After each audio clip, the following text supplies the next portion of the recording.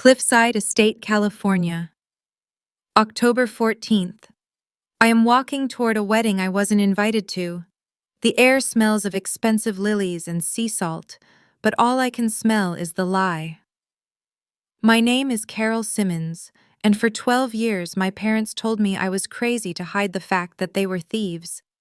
They built this fairy tale on my stolen inheritance thinking I was too broken to fight back. They were wrong. Today I am not holding a gift. I am holding the evidence that burns their world to the ground. Like, share, comment, and subscribe to our channel. We always appreciate the time you spent here with us. The air smelled like sea salt, expensive lilies, and a lie that had been rotting for 12 years. From where I sat in my beat-up Honda Civic parked just outside the valet line of the Cliffside Estate, I could see the guests arriving. It was a parade of designer silk and tailored suits, a moving stream of people who had no idea they were walking into a crime scene disguised as a fairy tale. The venue was one of those historic mansions on the coast, the kind where the lawn looks like it's manicured with nail scissors, and the ocean crashes dramatically against the rocks below, as if on payroll. It was the perfect backdrop for my sister's wedding. It was also the perfect place to hide a secret that cost $250,000. I looked down at my hands. They were gripping the steering wheel so hard my knuckles had turned the color of old bone. On the passenger seat next to me sat a small, rigid envelope. It wasn't a gift. It wasn't a card. It was a grenade with the pin pulled, waiting for me to walk it into the center of the room. I wasn't here to make a scene. I wasn't here to scream or cry or beg for the family to finally love me. I was past that. I was here to finish a story they had started telling about me when I was 15 years old. They had written me as the villain, the disaster, the black sheep who couldn't be trusted. Today, I was going to hand them the pen and force them to write the ending. I watched a server walk by with a tray of champagne flutes, the bubbles catching the afternoon light. It looked magical. It looked like the kind of life Maddie Simmons deserved. She was the golden child, the one who smiled for the Christmas cards, the one who never asked difficult questions. I didn't hate Maddie. Not really. But looking at the opulence of this day, knowing what paid for the imported flowers, and the string quartet playing Vivaldi near the entrance made my stomach turn. This whole event was a performance. My parents, Diane and Rick, were the directors. And I was the one person who knew the production budget was stolen. I shouldn't have even been there. If you asked my mother, she'd tell you I was troubled. That was her favorite word. It was a clean, clinical way to dismiss a daughter without explaining why she wasn't welcome at Thanksgiving. My childhood wasn't a home. It was a series of management strategies. When I was a kid, if I cried because I was lonely, I was dramatic. If I got angry because they prioritized their social calendar over my school plays, I was hostile. By the time I was 12, the narrative was set in stone. Maddie was the angel and Carol was the problem. The separation started slowly, then all at once. It wasn't just being sent to my room, it was being sent away. Boarding school, they told the neighbors. That sounded prestigious. The reality was a series of therapeutic programs and aunts who didn't really want me but needed the stipend my parents paid them. I spent my teenage years living out of a suitcase, bouncing between houses that smelled like other people's laundry detergent, always wondering what I had done to be evicted from my own family. I learned quickly that if you tell a lie often enough, people start to treat it like the truth. My parents told everyone I was unstable, so everyone treated me like I was fragile. Eventually, even I started to believe it. There was only one person who never bought the ticket to that show: Grandma Evelyn.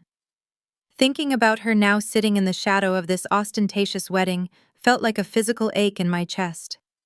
Grandma Evelyn was my father's mother, a woman built from iron and flour. She didn't care about country clubs or image. She cared about work, dignity, and looking people in the eye. When my parents would ship me off to her house for weeks in the summer, mostly to get me out of the way while they vacationed with Maddie, those were the only times I felt like a human being. I remembered one afternoon specifically. I was 14, sitting in a vinyl booth at the diner she loved, picking at a stack of pancakes. I had been crying because my mother had missed my birthday call again. Grandma reached across the table, her hands rough and warm, and tilted my chin up. "Carol," she had said, her voice dropping to that serious, gravelly tone she used when she was teaching me something important. "Don't let them make you feel small. Some people are so empty inside they have to eat up everyone around them just to feel full. That's your parents. But you're solid." She had leaned in closer, looking around to make sure no one was listening, even though the diner was loud with lunch rush. "I know how they are with money, and I know how they are with you. I've made arrangements, honey. If anything happens to me, you'll be taken care of. I made sure of it. You won't have to rely on them for anything. You'll have your own freedom." At 14, I didn't fully understand what arrangements meant. I just knew that she loved me, and that was enough. I assumed she meant she'd leave me her jewelry or her car. I didn't know she was talking about a lifeline that would eventually be cut by the very people supposed to protect it. A year later, Grandma Evelyn died of a sudden stroke. The funeral was a blur of black umbrellas and polite murmurs. I was 15, devastated, standing at the graveside, feeling like the only tether holding me to the earth had just snapped. My parents stood beside me, looking somber, but their grief felt rehearsed. They cried at the right moments, hugged the right people, and accepted casseroles with practiced grace. But I saw the way my father's eyes kept darting to the lawyer standing by the back of the crowd. I saw the way my mother checked her watch. 2 weeks after the funeral, I asked about what Grandma had said. We were in the kitchen. My father was drinking scotch, staring at a stack of papers on the island. "Grandma told me she left me something," I said quietly. "She said she made arrangements." The room went dead silent. My father didn't look up. My mother turned from the sink, a dish towel in her hand, her expression twisting into that familiar mix of pity and annoyance. "Oh, Carol," she sighed like I was a toddler asking for the moon. "Your grandmother was confused at the end. Her mind wasn't all there. She didn't leave anything. There was no money. It was all used up for her care." "But she said—" "Stop it!" my father snapped, slamming his hand down on the counter. "Stop making things up. This is exactly why you're so difficult. You invent these fantasies and then get hysterical when reality doesn't match. There is nothing. Drop it." I dropped it. I was 15. I had no power, no resources, and no proof. I went back to being the troubled daughter, the one who lied for attention.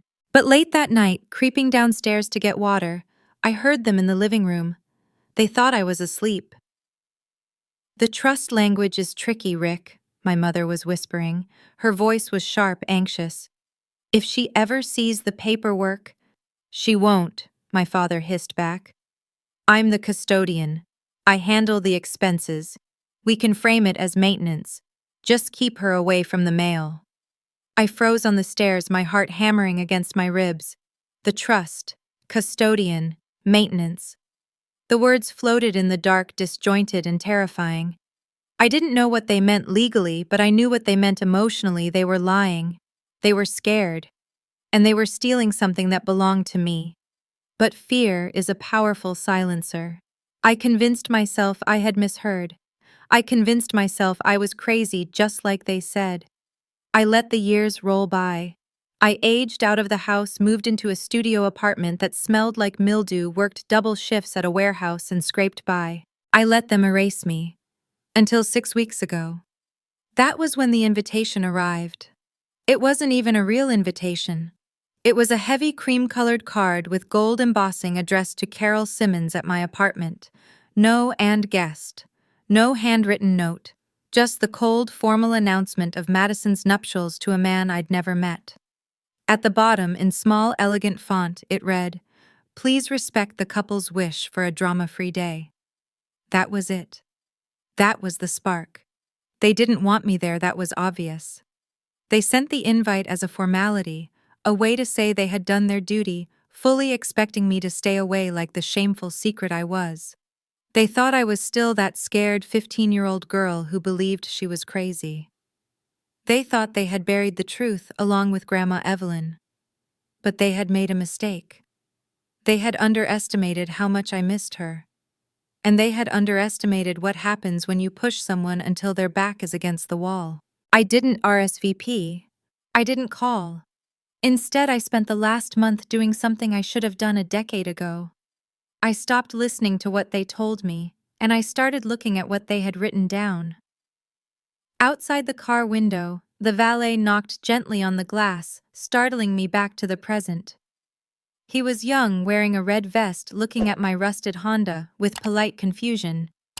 "Ma'am," he asked when I rolled down the window, "are you here for the Simmons wedding?" I looked at him. Then I looked past him up the sweeping stone staircase where my parents were currently greeting guests. They looked perfect. My father was laughing, clapping a man on the back. My mother was adjusting a flower arrangement, looking regal in navy blue. They looked like people who had never done a wrong thing in their lives. They looked safe. I picked up the envelope from the passenger seat. It felt heavy, though it only contained a few sheets of paper. "Yes," I told the valet, my voice steady, surprising even myself. "I'm family." I stepped out of the car. The sea breeze whipped my hair across my face, stinging my eyes, but I didn't blink. I smoothed down my dress, a simple black sheath I'd bought at a thrift store, the nicest thing I owned, and began the walk toward the entrance. My heart was pounding a frantic rhythm against my ribs. Thud, thud, thud, but my legs kept moving. I watched my parents at the top of the stairs. They hadn't seen me yet. They were still living in the world where they won, where the difficult daughter stayed hidden and the money stayed spent. I reached the bottom of the stairs. I took a breath that tasted of salt and impending ruin. "You can lie for years," I thought, gripping the envelope tighter as I started to climb toward them. "You can lie to the neighbors, you can lie to the tax man, and you can lie to your own children. But you can't lie forever. Today, the bill comes due." The envelope in my hand didn't materialize out of thin air. It wasn't a stroke of luck or a gift from the universe. It was the product of 6 months of obsession, 3 maxed-out credit cards, and the kind of exhaustion that settles deep in your marrow. I hadn't come to this wedding just to crash a party. I had come to deliver a verdict. But to understand why I was standing at the bottom of those stairs, risking everything to ruin my sister's big day, you have to understand the forensic audit of my own life that preceded it. It started the day after I got the invitation. That drama-free postscript had ignited something cold and hard in my chest. I took a week off from my warehouse job, claiming a family emergency, which was technically true, and I went to the one place where I knew the truth couldn't be gaslit, the county records office. I didn't know what I was doing. I wasn't a lawyer. I was a 27-year-old forklift operator who lived in a studio apartment. But I had time, and I had rage. I started with death records. I pulled Grandma Evelyn's file. It was a matter of public record, but requesting it felt like I was breaking a law. The clerk, a woman named Mrs. Higgins with reading glasses on a chain, looked at me over the counter. "You're not a lawyer," she stated, not asking. "No," I said. "I'm a granddaughter." She softened just a fraction. That was the first crack in the wall. Over the next few weeks, Mrs. Higgins became the first member of a team I didn't know I was building. She showed me how to use the microfiche machines, how to look up probate filings from 12 years ago, and how to cross-reference names. She didn't know the whole story, but she knew a woman looking for answers when she saw one. The first breakthrough happened on a rainy Tuesday. I was scrolling through a digitized log of probate entries when I saw it. Estate of Evelyn Simmons. Beneficiary Carol Simmons minor. Status custodial transfer. I stared at the screen until the pixels burned into my retinas. Minor beneficiary. The air left my lungs. For 12 years, my parents had told me there was nothing. They had looked me in the eye over dinners and through phone calls and told me I was delusional for thinking Grandma had left me money. But there it was in black and white legal text. There was an asset. It existed. The relief was instantaneous, followed immediately by a wave of nausea. I wasn't crazy. I wasn't dramatic. I had been right. But if the money existed, where was it? The file indicated a transfer to a custodial account under the Uniform Transfers to Minors Act, or UTMA. My father, Richard Simmons, was listed as the custodian. That was the thread. I pulled on it and the whole sweater started to unravel. I couldn't do the next part alone. I went to a legal aid clinic downtown, a place with fluorescent lights that hummed too loudly, and a waiting room full of people who looked as tired as I felt. I met a young attorney named Sarah. She was overworked and drank coffee from a thermos the size of a bucket, but when I showed her the printout from the records office, she stopped typing. "If this was a UTMA account," Sarah said, tapping the paper with a pen, "your father had a fiduciary duty to use those funds only for your benefit until you turned 21. Then he was legally required to hand over the remainder." "He told me there was nothing," I said. "He said it was used for expenses." Sarah let out a dark little laugh. "That's the classic move. Expenses. They can claim almost anything is for the benefit of the child. Housing, food, education. It's the easiest way to drain a trust without triggering an audit, because nobody checks unless the beneficiary sues." And that's when the cruelty of their troubled child narrative finally made sense. It wasn't just about social control. It was a financial strategy. If they painted me as troubled, as a girl who needed specialized care and therapeutic boarding, they could justify massive withdrawals from my trust to pay for, well, anything. They could claim they sent me to expensive camps that never existed. They could claim they hired private tutors I never met. They could funnel the money out under the guise of saving me while actually just robbing me. I spent the next month living a double life. By day, I moved pallets at the warehouse. By night, I became a forensic accountant. I needed to prove they didn't spend the money on me. I needed to prove they spent it on themselves. That's when I found the link to the wedding. My sister Maddie had a wedding website, of course. It was full of engagement photos taken in Napa stories about how they met and a list of vendors. The wedding planner was Elite Events by Chloe. On a hunch, I started digging into my father's business dealings. Rick was a consultant, which usually meant he moved money from one pile to another and took a cut. He had a few LLCs registered in his name. One of them was R&D Holdings. I searched the state's UCC filings, public records of loans and collateral. I found a filing for R&D Holdings. Then late one night, deep in an internet wormhole, I found a vendor spotlight on the wedding planner's Instagram page. She had posted a picture of a deposit check for a different client, blurring out the account number, but leaving the bank logo. It was a brag about booking high-end clients. I didn't find the check for Maddie's wedding, but I found something better. I found a permit application for the wedding venue filed with the city. The contact for the billing party wasn't the groom. It wasn't my father's personal name. It was R&D Holdings. I sat back in my cheap office chair, the blue light of the laptop illuminating my small, messy apartment. My father was using a shell company, likely funded by the dregs of my inheritance or money laundered through it, to pay for Maddie's $200,000 fairy tale. The money meant for my freedom was buying my sister's centerpiece lilies. But I still needed a smoking gun. I needed someone on the inside. That's when I remembered Mr. Arnott. Arthur Arnott had been Grandma Evelyn's accountant for 30 years. He was ancient now, retired in a bungalow 3 towns over. I tracked him down in the phone book. He was the kind of man who still had a landline. I called him, and when I said my name, there was a long silence on the other end.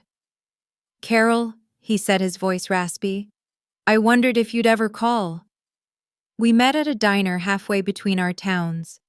He looked frail, his suit jacket hanging loose on his shoulders, but his eyes were sharp.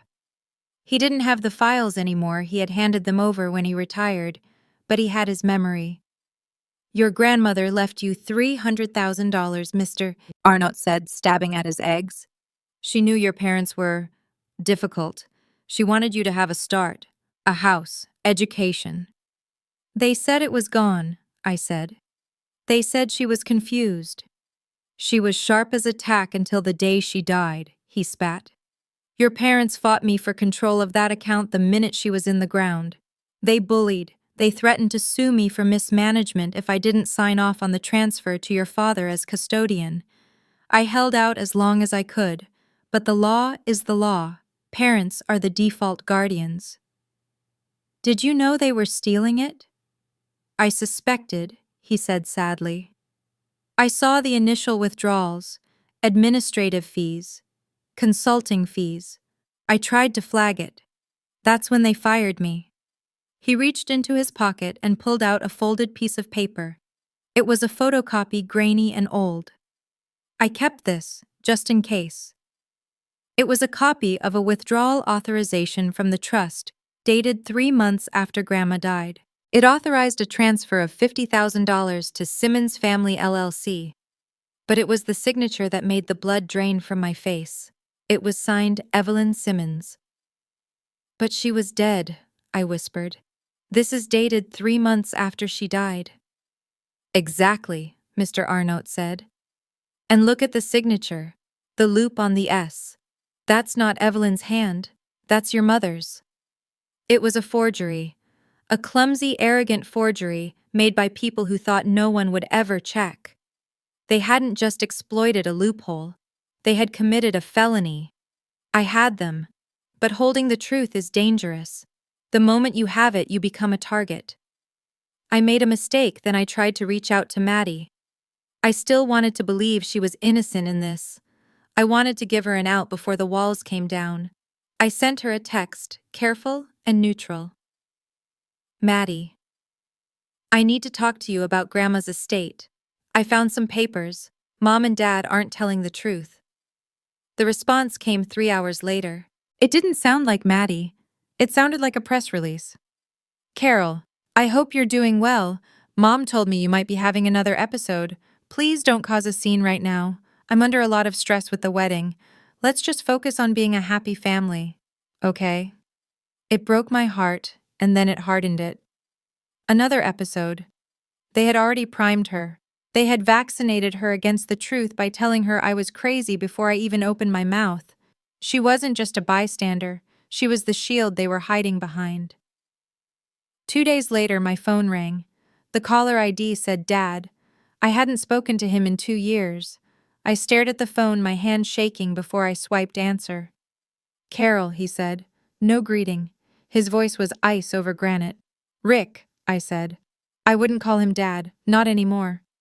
We heard you've been bothering Mr. Arnott and harassing your sister. I'm not harassing anyone. I'm asking questions. There are no questions to ask, he said, his voice dropping to a low, menacing register. You're confused. We've always been patient with your imagination. But if you try to ruin Madison's week, if you try to spread these lies, we will have you removed. And I don't just mean from the wedding. I mean we'll have you committed. Do you understand? We have the medical history to do it. Fear, cold and sharp, spiked in my stomach. It was the old fear, the child's fear of the all-powerful parent. He was threatening to use the very lies he'd planted to bury me for good. I understand, I said. Good, he said. Stay away. He hung up. He thought he had won. He thought fear would work because it always had. But he missed one thing: I wasn't alone anymore. I went back to Sarah at the legal aid clinic. I laid out everything: the UCC filings, the connection to the wedding, Mr. Arnott's statement, the forged signature. Sarah looked at the pile of evidence. She took off her glasses and rubbed her temples. Okay, she said. We have enough for a petition to reopen the accounting. We have enough for a civil suit. We might even have enough for the district attorney, given the forgery. But if I just file it, I said, they'll spin it. They'll tell everyone I'm a bitter, estranged daughter suing for money I don't deserve. They'll use their connections to delay it for years. They'll bury me in motions until I run out of money. So what do you want to do? Sarah asked. I want to serve them, I said, and I want to do it when they can't hide. At the wedding. Sarah winced. Carol, that's risky. If you go in there screaming accusations without proof, they could sue you for defamation. It'll look like malice. I won't scream, I said. And I won't just accuse them. I'm going to serve them with the filed court documents. It's not defamation if it's a matter of public record. It's not malice if it's service of process. We spent the next week building the package. It had to be bulletproof. We drafted the petition to compel accounting. We drafted the complaint for conversion and fraud. We attached the photocopy of the forged signature and the affidavit from Mr. Arnott. We prepared a media packet, a folder containing just the verifiable facts in case anyone asked. The hardest part wasn't the legal work. It was the moral calculus regarding Maddie. I sat up late the night before the wedding staring at a photo of us as kids. She was 6, I was 9. I was holding her hand while she balanced on a curb. Was she complicit? Did she know her wedding dress was bought with my future? I thought about her text. Mom told me you might be having another episode. She might not know the details I realized, but she knew the dynamic. She benefited from the dynamic. She was the golden child because I was the scapegoat. The system required both of us to play our roles. If I broke my role, I would break hers too. I decided then I would give her a chance. A split second. If she looked at me with genuine concern, if she asked me what was wrong instead of telling me to be quiet, I would pull the punch. But if she protected the lie, then she would go down with it. I packed the envelope. Inside, I placed the copies of the court filing stamped, filed by the clerk just hours ago. I placed the copy of the forged check. I placed a letter Grandma had written me, one I had found tucked in an old birthday card she gave me years ago, separate from the legal mess. A letter that said simply, "Be brave, Carol. Truth is the only thing that keeps you warm at night." And I included the service of process papers. I had a plan for the entry. I wasn't on the guest list, but I had a friend from my old catering days who knew the staffing company working the event. He couldn't get me a seat, but he told me the shift change for the security team was at 3:45 p.m. 15 minutes before the ceremony. That was my window. So here I was, walking up the driveway of the cliffside estate. The gravel crunched under my heels. The wind was picking up, threatening to tear the envelope from my hand, but my grip was iron. I saw the bouncers at the top of the stairs. They were big men in black suits holding clipboards. They looked bored, checking names, turning away the occasional lost tourist. My parents had likely warned them about me. Watch out for a blonde woman, late 20s, unstable. I took a deep breath, channeling every ounce of Grandma Evelyn's steel. I wasn't the unstable daughter today. I was the process server. I was the ghost at the feast. I was the consequences. I reached the top of the stairs. The lead bouncer looked up, his eyes scanning me from my thrift store dress to my white-knuckled grip on the envelope. He frowned, glancing down at a specific note on his clipboard. "Name," he grunted, stepping in front of the path. I looked him dead in the eye. "Carol Simmons," I said. "And you really don't want to cause a scene in front of the bride's family right now." It was a bluff, but it was delivered with the absolute certainty of someone holding a royal flush. He hesitated, and in that hesitation I walked past him into the lion's den. The transition from the gravel driveway to the reception tent was like stepping through a portal. One moment the wind was whipping my hair, the next the air was still conditioned and thick with the scent of expensive perfume. The tent was a cathedral of white silk and crystal chandeliers. Tables were set with gold-rimmed plates and centerpieces that likely cost more than my car. A string quartet was playing a soft, innocuous melody in the corner. It was beautiful. It was perfect. And every square inch of it was evidence. I moved through the crowd, my heart hammering against my ribs like a trapped bird.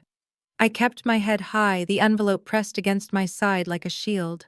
A few heads turned. A woman in a thrift store dress stands out in a sea of tuxedos and couture gowns, but I walked with enough purpose that the staff hesitated to stop me. I saw a coordinator with a headset narrow her eyes, reaching for her radio, but I was already too deep in the room. I wasn't trying to hide. I was waiting for the intercept.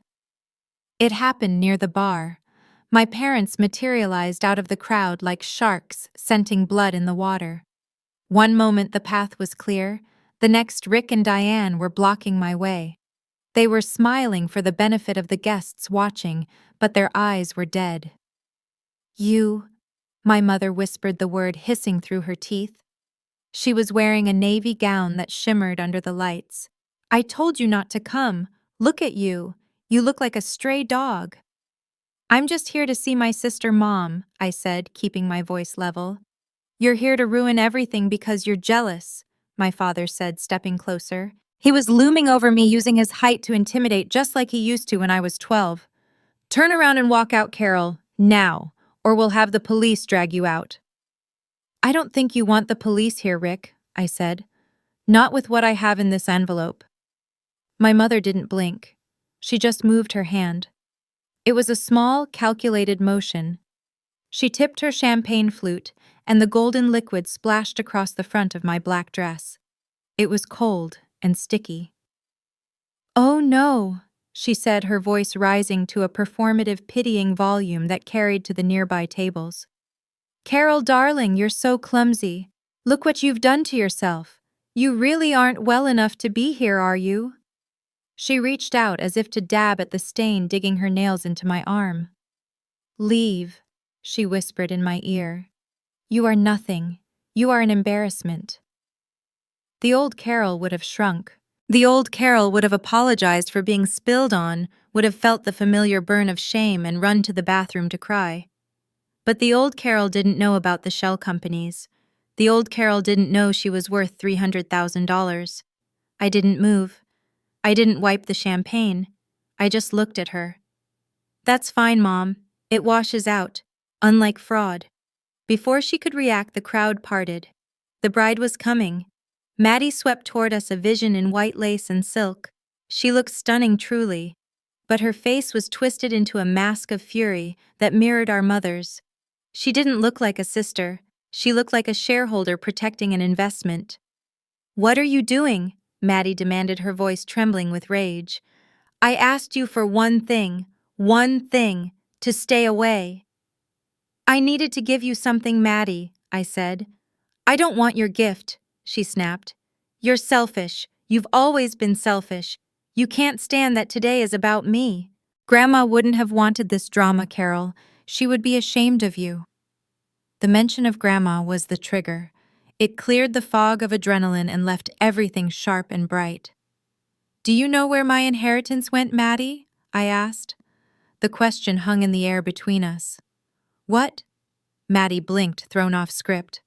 Grandma left me money, a lot of it. Do you know where it went? Maddie flinches. It was a microscopic movement, a tightening of her jaw. She looked at our parents, then back at me. There was no money. Mom said. Mom lied, I said. My father grabbed my arm. His grip was bruising. That is enough, he snarled. Security. But he was too late. The music had stopped. The best man had tapped a spoon against a glass at the head table. The room had fallen into that expectant hush that precedes a toast. All eyes turned toward the front, and because we were standing near the center, all eyes were on us. I pulled my arm from my father's grip. I didn't scream. I didn't jump on a table. I just stepped into the empty space created by the silence. I wasn't just speaking to my family anymore. I was speaking to the room. I was speaking to the witnesses. I'm not here to ruin your wedding, Maddie, I said. My voice wasn't loud, but in the acoustic perfection of the tent it carried. I'm here because you built this wedding on money that was never yours. A murmur rippled through the crowd. My father lunged for me, but I held up the envelope. I have the receipts, I said, looking directly at the groom's parents at the head table. They were wealthy, respectable people. They valued reputation. I have the probate records confirming I was the beneficiary of the Evelyn Simmons Trust, and I have the bank records showing where that money went. I pulled the first document out. My hand was steady. October 14th, I read. Withdrawal of $15,000 from the custodial account of Carol Simmons. Same-day deposit of $15,000 to Elite Events by Chloe for a retainer fee. That's your wedding planner, Maddie. The room went deadly silent. The wedding planner standing near the entrance with her clipboard went pale. November 2nd. I continued pulling another sheet. Withdrawal of $8,000, paid to R&D Holdings. That's Rick's shell company, and here's the corresponding invoice from the florist paid by R&D Holdings. She's lying, my mother shrieked. It was a piercing, ugly sound that cracked the veneer of the elegant party. She's mentally unstable. Don't listen to her. I have the court filings. I said, holding up the stamped documents. Filed this morning at the county clerk's office. Petition for accounting. Complaint for conversion. And this. I pulled out the photocopy of the check. This is a withdrawal authorization signed 3 months after our grandmother died. It's signed Evelyn Simmons. But Grandma was dead. Mom signed it. My father's face had drained of color. He looked like a statue of a man crumbling from the inside out. He opened his mouth to speak, to spin it, to say anything, but I delivered the final blow. I nodded toward the entrance of the tent. A man in a cheap gray suit had stepped in behind me. He wasn't a guest. He was a professional.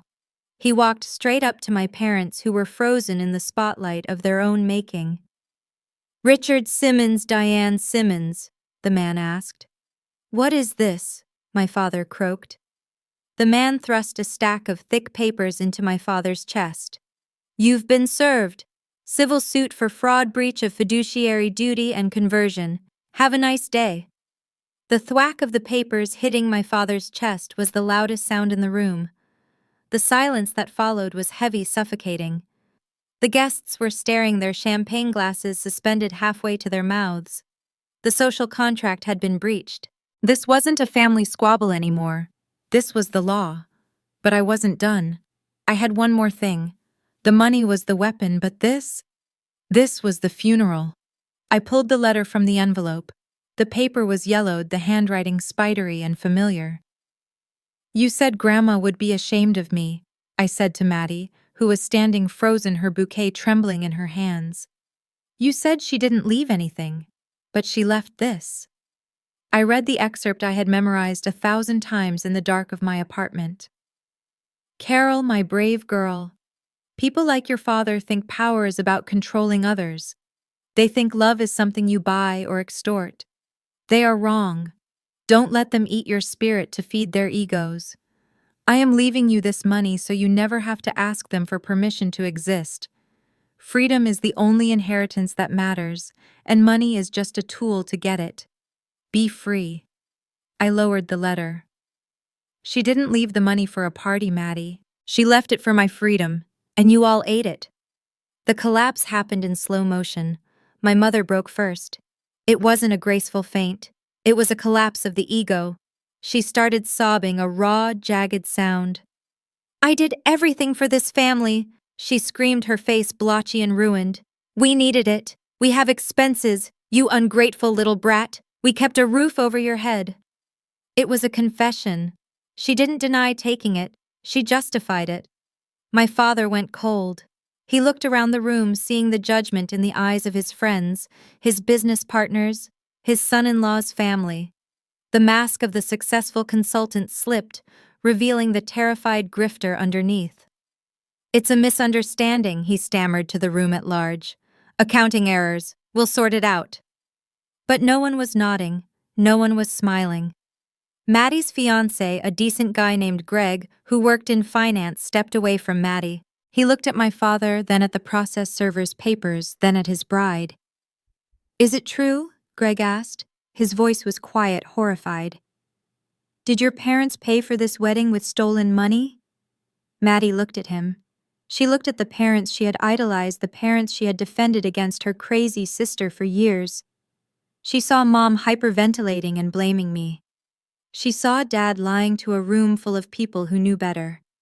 She looked at the champagne stain on my dress. And for the first time in her life, the golden child saw the gold peeling away to reveal the rot underneath. Maddie started, but her voice failed. She looked at me, and her eyes were filled with a terrifying realization. She didn't know the specifics, maybe, but she knew them. She knew exactly what they were capable of. "You knew," I said softly, answering the question she hadn't asked. "Deep down you knew." Maddie dropped her bouquet. It hit the floor with a soft thud, petals scattering. The wedding was over. The fairy tale had evaporated, replaced by the stark fluorescent reality of a courtroom waiting room. The guests began to murmur, an unsettled buzzing sound. People were looking for the exits. I didn't stay to watch the debris settle. I had delivered the message. I had served the papers. I had spoken for Grandma Evelyn. I turned my back on the ruin of the head table and walked toward the exit. My dress was sticky with champagne, my heart was racing, and I was shaking from head to toe. But as I walked past the stunned guests and out into the cool ocean air, I felt something I hadn't felt since I was 14 years old, sitting in a diner booth. I felt solid. The walk back to my car wasn't the victorious march people imagine when they think about justice. It was a blur of tunnel vision and shaking limbs. The adrenaline that had carried me up those stairs and into the tent was evaporating, leaving behind a cold, hollow feeling in the pit of my stomach. I had detonated the bomb, yes, but I was still standing in the blast radius. As I reached the edge of the tent, a woman I didn't recognize, one of the groom's relatives, judging by the expensive fascinator in her hair, caught my arm. Her grip was tight, her face flushed with secondhand embarrassment. "That was disgusting," she hissed, her voice trembling. "On her wedding day, you're a monster." I pulled my arm away, too drained to argue. But 10 feet later, a young man who looked like he worked in catering, one of the invisible people like I used to be, caught my eye as he loaded a tray into a van. He didn't say a word. He just gave me a sharp, grim nod. It wasn't applause. It was acknowledgement. It was one person who knew what it felt like to be crushed by people with money, seeing someone finally push back. I got into my Honda, my hands shaking so badly I dropped the keys twice before I could start the ignition. I drove away from the cliffside estate, watching the rearview mirror. No one followed me. The police didn't come screaming down the driveway. There was just the ocean, the gray sky, and the knowledge that I had just orphaned myself for good. I didn't feel happy. I didn't feel triumphant. I just felt empty. The anger that had fueled me for months was gone, burned up in the flash of the reveal. I realized then that revenge doesn't heal you. It doesn't put the money back in the bank, or give you back the years you spent thinking you were crazy. Revenge just stops the bleeding. It's a tourniquet, not a cure. The next 48 hours were a blur of silence and noise. The silence came from my phone, which I had expected to blow up with angry texts from my parents. There was nothing. No threats, no guilt trips. That's when I knew I had really hurt them.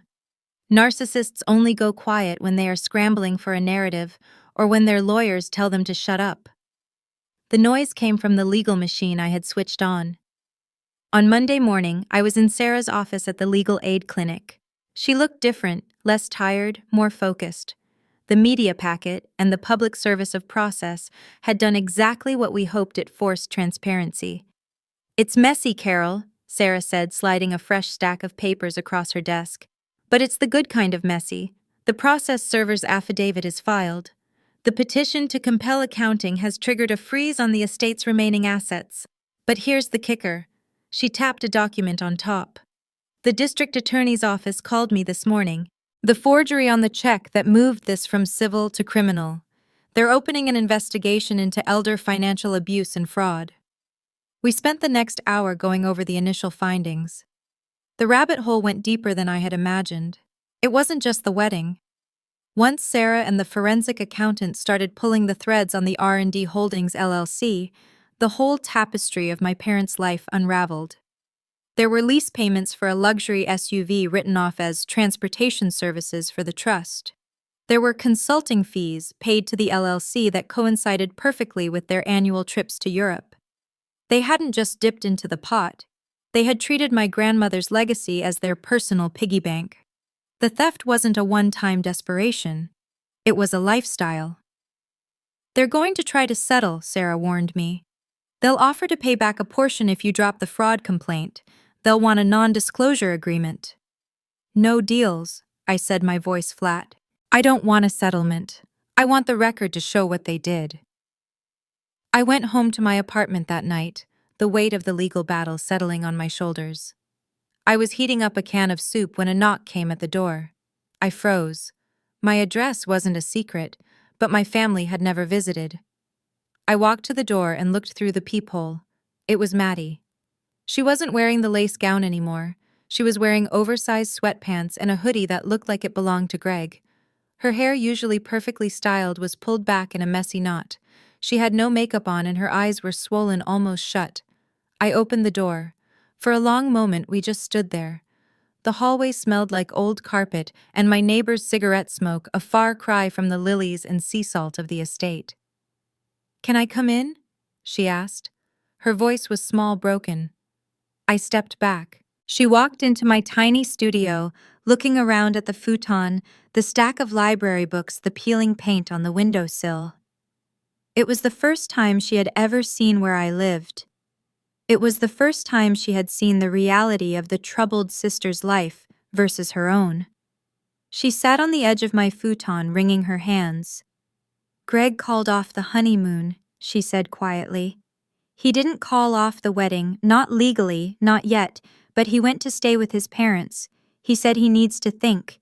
He said he can't be married to a family that operates like a cartel." "I'm sorry, Maddie," I said, and I meant it. "Are you?" She looked up, a flash of the old defensiveness in her eyes, but it died quickly. "You humiliated us." I told the truth. "You could have done it privately." "I tried," I said. "I texted you. You told me not to cause a scene. Dad threatened to have me committed. There was no private way to do this, Maddie. They would have buried me again." Maddie looked down at her hands. "I asked Mom," she whispered. "After you left. I asked her if it was true. She tried to deny it at first, but Dad just started drinking. He didn't even fight it. He just said they did what they had to do to maintain our lifestyle." She let out a shuddering breath. "I believed them, Carol, all those years. When they said you were sick or dramatic or unstable, I believed them because it was easier. It was easier to be the good daughter if I had a bad sister to compare myself to. I let them paint you as the villain so I could be the princess." This was the tragedy I hadn't let myself see. My parents hadn't just stolen my money, they had stolen my sister. They had groomed her into complicity, buying her loyalty with my inheritance. "I didn't know about the forgery," she said, tears spilling over. "I didn't know the wedding money was yours. I swear." I looked at her, really looked at her. She was 25 years old. Her dream wedding was a crime scene, her husband was gone, and her parents were likely going to prison. She was the golden child, but gold is soft. It bends under pressure. I had been forged in iron because I had no choice. "I believe you," I said. "But you have a choice now, Maddie. You can keep protecting them, or you can stand on your own feet." "I don't know how," she admitted. "They paid for everything. My car, my rent, my life. I don't know who I am without them." "You'll figure it out," I said. I did. She left an hour later. We didn't hug. We weren't there yet. But the air between us was clear for the first time in our lives. The next morning, my phone buzzed with a text. It wasn't from family. It was from Mrs. Higgins, the clerk at the records office. She must have seen the news small towns talk. Saw the paper today. "Your grandmother was a tough lady. She'd be proud of you for standing tall. If you need help with the next round of filings, you know where to find me." I stared at the screen, a lump forming in my throat. Then came a message from the neighbor who had given me the affidavit about Mr. Arnaud. "Good job, kid. Don't let the bastards grind you down." I sat on my fire escape reading the messages over and over. I had lost my parents. I had damaged my relationship with my sister, perhaps irreparably. I was facing a long, ugly legal war. But for the first time, I wasn't lonely. I realized that family isn't just blood. Blood is a biological accident. Family is the people who help you find the documents. Family is the people who tell you the truth. Family is the community you build when the house you were born into burns down. I wasn't the troubled daughter anymore. I was Carol Simmons. And I had a team. It took 8 months for the dust to fully settle, and when it did, the landscape of my family looked like the aftermath of a natural disaster. The legal system doesn't move with the cinematic speed of a wedding confrontation. It grinds, it chews, it takes its time. But in this case, the slowness was almost a punishment in itself, forcing my parents to live in the prolonged, suffocating dread of the inevitable. We didn't go to trial. Rick and Diane Simmons were too proud to risk a public jury verdict, and their lawyer, a man who looked significantly cheaper than the one they had used 10 years ago, advised them to settle. The forensic accounting report was a tombstone for their reputation. It detailed a decade of systematic looting. They hadn't just raided my trust, they had committed tax fraud, commingled funds, and forged documents. The district attorney was still deciding on the criminal charges for the forgery, hanging the threat of jail time over their heads like a guillotine blade. In the civil suit, I didn't get everything back. You can't squeeze blood from a stone, and you can't recover money that has already been spent on champagne towers and lease payments for luxury cars. A significant chunk of Grandma Evelyn's legacy was gone forever, dissolved into the ether of my parents' vanity. But the settlement forced the sale of the cliffside house. It liquidated their retirement accounts. It stripped them down to the studs. I ended up recovering about 60% of the original principal. It wasn't a fortune, but it was enough. I used the money to do exactly what Grandma Evelyn had intended. I didn't buy a sports car. I didn't go on a vengeful spending spree. I bought a small 2-bedroom bungalow on the other side of town. It has a creaky front porch, a garden that needs work, and a kitchen with outdated tile. But when I turn the key in the lock, the door opens to a space that is entirely, undeniably mine. No landlords, no guardians, no one who can tell me I don't belong. The first night I slept there, I lay on the floor because my furniture hadn't arrived yet. The house was silent. For years, silence had terrified me because it was usually the prelude to a storm. But this silence was different. It was heavy and protective. It was the sound of safety. I realized then that I had stopped waiting for the other shoe to drop. I had thrown the shoes out. I also made a donation. I wrote a check to the legal aid clinic that had helped me, earmarking it specifically for a fund Sarah set up, the Evelyn Fund, designed to help young adults aging out of foster care or guardianship battles access forensic accounting services. It felt right. Justice shouldn't be a luxury item. Maddie is trying. That's the best way to put it. She didn't marry Greg. The wedding was annulled or canceled, or whatever term applies when the groom walks out before the cake is cut. She moved into a small apartment downtown and got a job as a receptionist. We meet for coffee once a week. We don't talk about Mom and Dad much. We talk about movies or her job or the weather. It's awkward and sometimes it hurts, but we are building something new.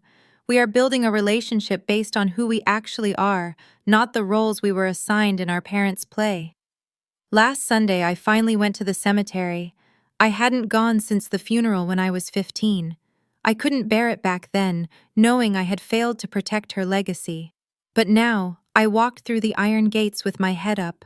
The grass over Grandma Evelyn's grave was thick and green. I sat down on the earth, not caring about the dampness seeping into my jeans. I took the letter out of my pocket, the one I had read at the wedding, the one that had been my armor. "I did it, Grandma," I said aloud. The wind caught my voice, carrying it over the rows of granite. "It was messy. It was ugly. But I did it.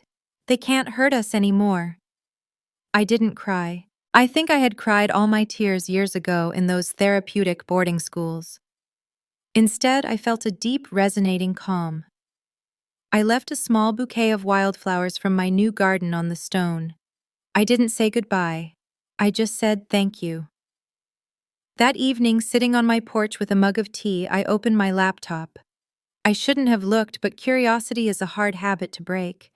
I navigated to a social media page of a mutual acquaintance who had been at the wedding. There was a photo album titled "The Wedding That Wasn't." Most of the pictures had been deleted, but one remained tagged. It was a group shot taken during the cocktail hour before I had arrived, before the world fell apart. My parents were in the center, looking regal and untouchable. But someone, maybe the friend, maybe Maddie, had cropped the photo. The new upload was zoomed in. It cut my parents out of the frame entirely. The focus was now on the background, on the ocean, on the empty chairs. My parents, the stars of their own drama, had been edited out of the narrative. I looked at the screen and smiled. It wasn't a smile of joy exactly. It was the smile of a person who has walked through fire and come out the other side with their skin intact. They had spent my life trying to erase me. In the end, all they did was hand me the eraser. I closed the laptop, took a sip of tea, and watched the sun go down over my own front yard. The story they told about me was dead. The story I was writing for myself had just begun. And so Carol Simmons finally found the quiet dignity her grandmother promised her, proving that the truth is always the most valuable and dangerous inheritance of all. If you found yourself caught up in Carol's journey from a scapegoat to a survivor, please hit the like button and subscribe for more stories of justice served. Leave your thoughts on the Simmons family below. We read every single one of your comments. Thank you for listening. This has been a story from Revenge Hour. We'll see you next time.